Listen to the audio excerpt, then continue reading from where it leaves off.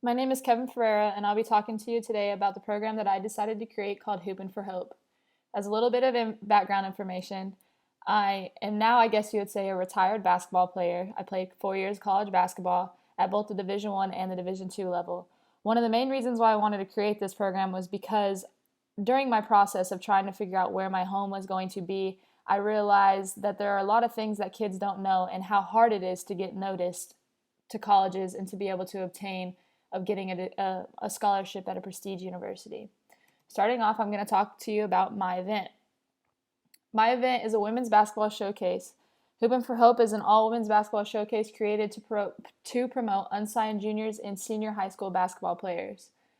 One of the main Three of the main competitive advantages of my program is that one, we're an all basketball women's showcase.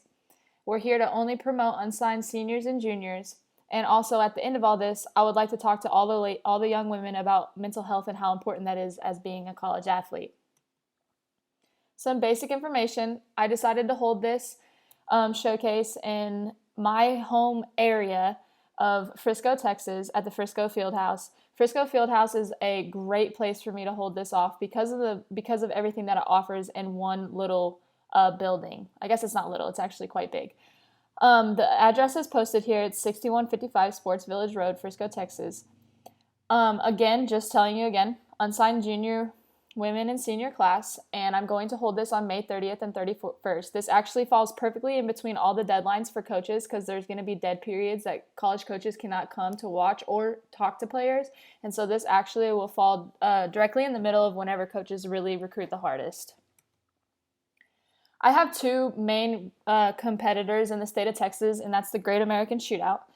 The differences, or I guess the similarities, is that there's a 4-game guarantee. There's 16-minute halves. The team entry fee is $525. Notice that I said team entry fee, though.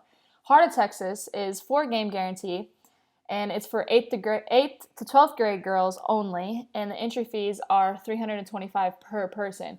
So the competitive advantage that I would have over this is that I'm asking women to come here to pay to get themselves noticed individually while playing in a team setting.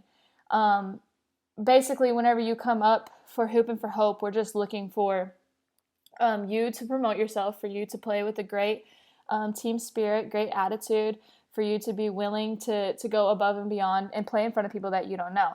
The Great American Shootout, it's more of a team thing, and you're guaranteed 4 games. And same thing with Heart of Texas, except that's just for younger girls all the way to 12th grade.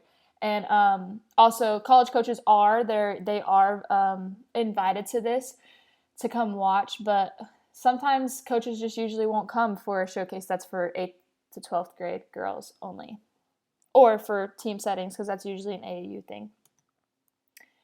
Um, just like any event, you have to create legal waivers. On the left side, that's my volunteer waiver, and that's going to be what is signed for my volunteers because I'm not going to have very many hired employees as part of my staff. And then on the right side, which is also one of the most important things that has to do with registration and being able to be eligible to participate in this event, is the participant waiver. Both of these just highlight what could and could not happen, and just basically saying that if anything happens, I cannot be liable, you cannot sue me. So it's going to really help protect me and Hoopin' for Hope as a company. So there are some risks, just like any other company or program that people create. There are risks that have to do with Hoopin' for Hope.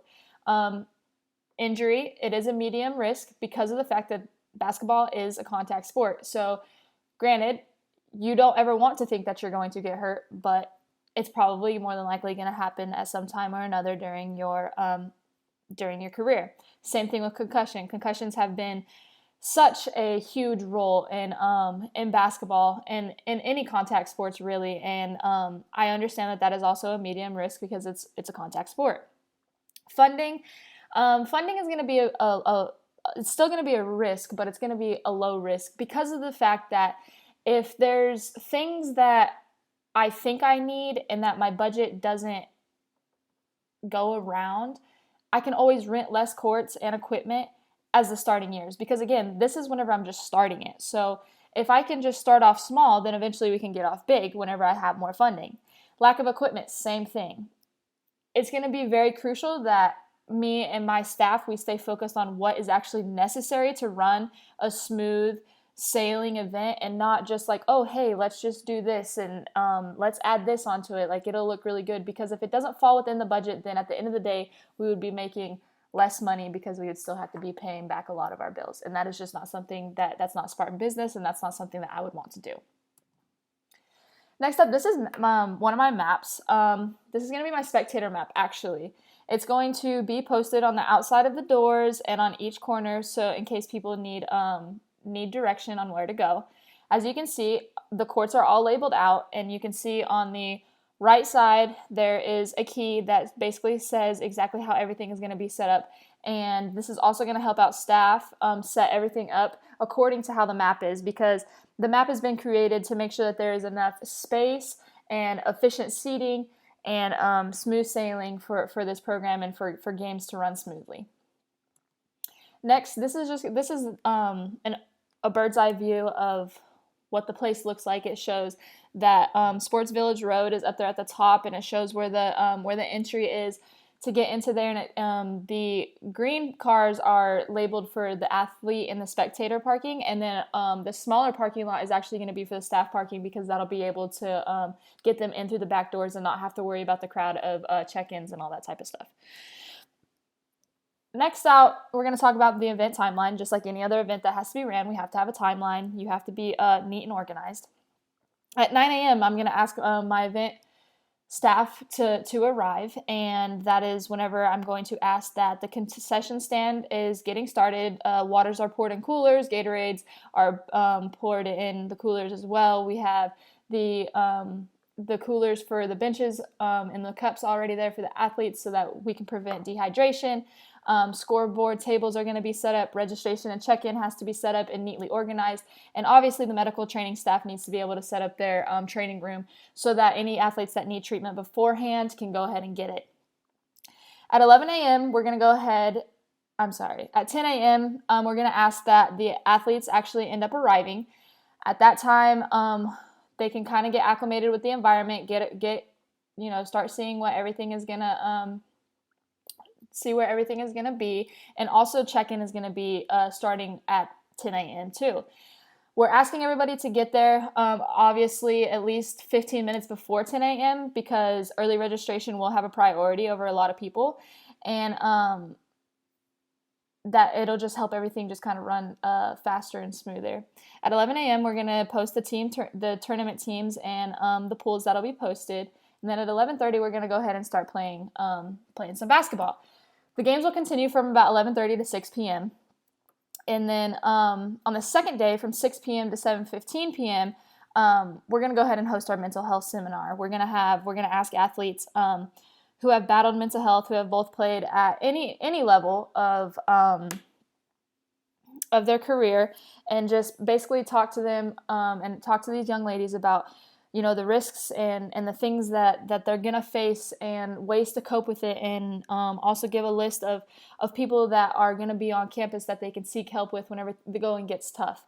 Coming from somebody like me that battles mental health issues, this is very important for me, and this is something that a lot of coaches and programs do not take into consideration on how hard women are on their mental health, because they strive for so much better than just being good on the basketball court. It's being good in the classroom, making sure that their future is lined up and stuff like that. And also taking into account, even though we are athletes, we still have personal life issues. So just really reiterating on that, it's a competitive advantage of my program over other people. And it's going to be very important and very beneficial, not only to get these girls noticed to a university for a scholarship, but also just so that they understand that they're not alone in the mental battles that they do fight. And then obviously at 7:30 we're going to ask event staff and cleanup, and we have to be out by 9 p.m. on Sunday night, so that because that's just what Frisco Fieldhouse has asked of us. This is my staffing organizational chart for my event. Obviously, the coordinator would be me, Kevin Ferreira. I'm going to have a registration director, 2 employees, 12 volunteers. Employees and volunteers will assist in registration and check-in during the event. We have medical training staff that we'll be getting from Mary Hardin Baylor. And the medical training staff is going to have 4 trainers, 3 medical staff, and an EMT, because that is something that has to be withheld at an event like this. And the trainers and medical staff will be on site to assist in any athletic-related treatment or injuries. They also will be there to assist in emergencies among all spectators, coaches, and athletes. Next, we're going to have concession director, because obviously at an event that is this long and this place that is that nice, like Frisco Fieldhouse, the concession amenities are out of this world. And it's going to be a necessity that we do have a concession stand. A few snacks here and there, keep athletes fueled, keep parents fueled, coaches, all that type of stuff. So we're going to ask 2 employees and to have 7 volunteers. Employees and volunteers will assist in the setting up of the concession stands and getting the table and waters ready for the athletes. And then sponsorship director. I'm going to ask for at least 3 sponsors and 10 volunteers that are willing to sponsor.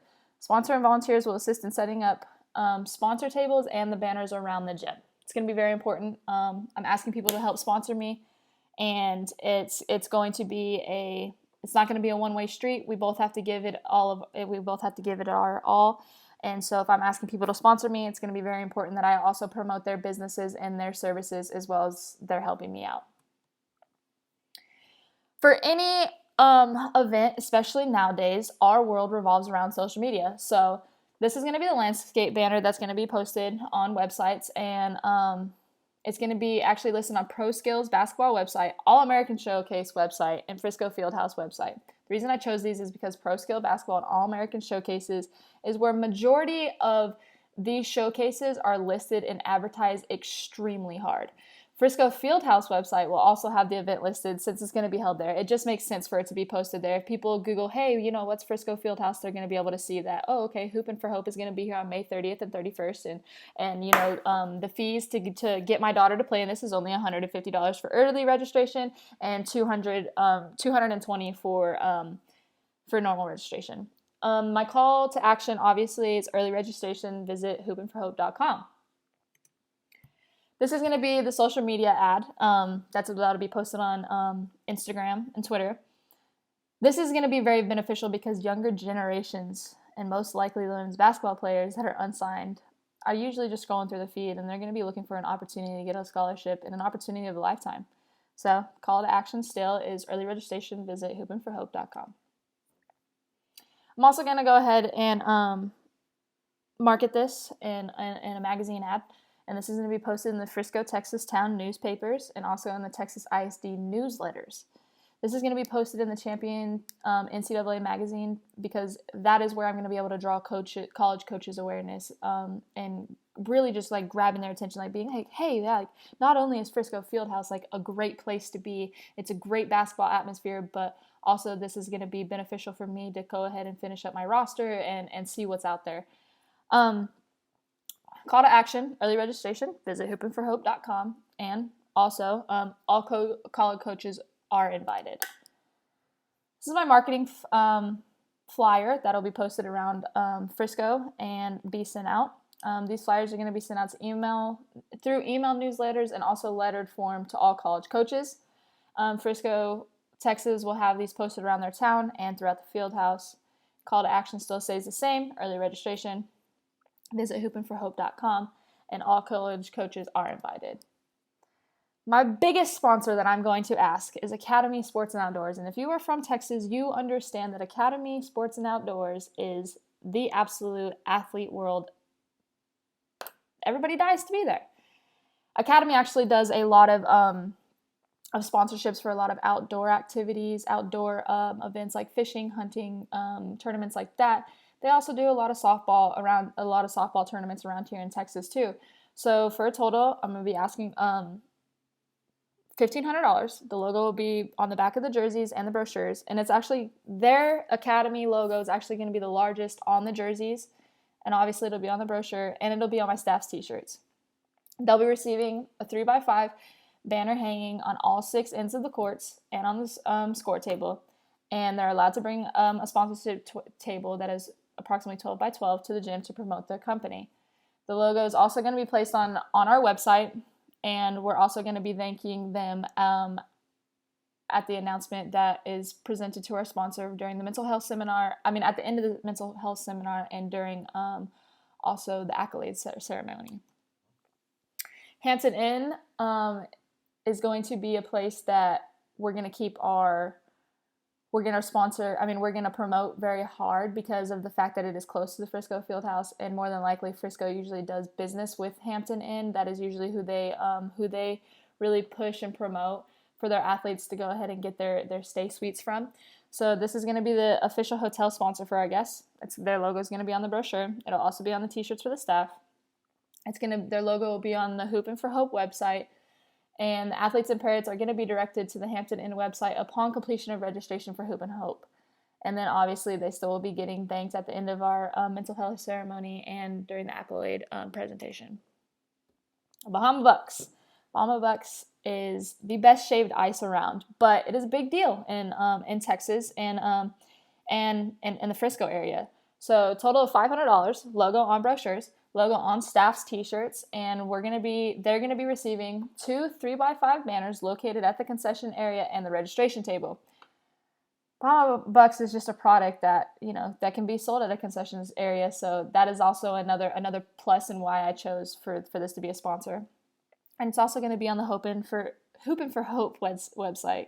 Obviously, still going to thank them because they took time out of the day to come down, help sponsor my event, and help out and provide delicious snow cones. Buddha Juice and Rush Bowls. These are going to be potential sponsors. Still keep asking the price, but $500. Logo on the brochures. They're going to be able to have 2 3x5 banners located in and around the bleachers and in the concession area. A table that can be set up to promote your companies. Drink samples are also going to be allowed to be supplies, but the supplies to supply the drinks and the bowls have to be provided by those companies. Still thanking them for their duty and what they've done, and their logo is also going to be presented on my website. Baylor Scott and White. That is the official hospital and training staff sponsor that Hoopin' for Hope is going to have, and I am more than willing to pay them the most amount of $2,200. The logo is going to be on the brochures. The logo is also going to be on staff shirts, and taping tables with their banners on them. Training room will also have the banner on them, 3x5, and signs. Thank you announcement, and plenty of thank yous for what they did, taking the time out of their day to come over to make sure that our athletes are getting the best treatment, they're getting taped right, whenever injuries are there, that they're able to get evaluated properly and that they're in good hands. And this also helps parents feel safer about situations, about their kids playing on the court. And then obviously their logo will be posted on the website. This is my budget, starting from left to right. I have a pessimistic, a most likely, and an optimistic budget. Pessimistic, since it's $250 per athlete, it's only safe to say that, if I have 85 athletes, $21,250 is what I'll make.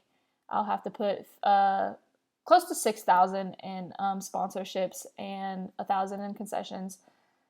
That'll be about $28,150, and I would probably only make about $22,248.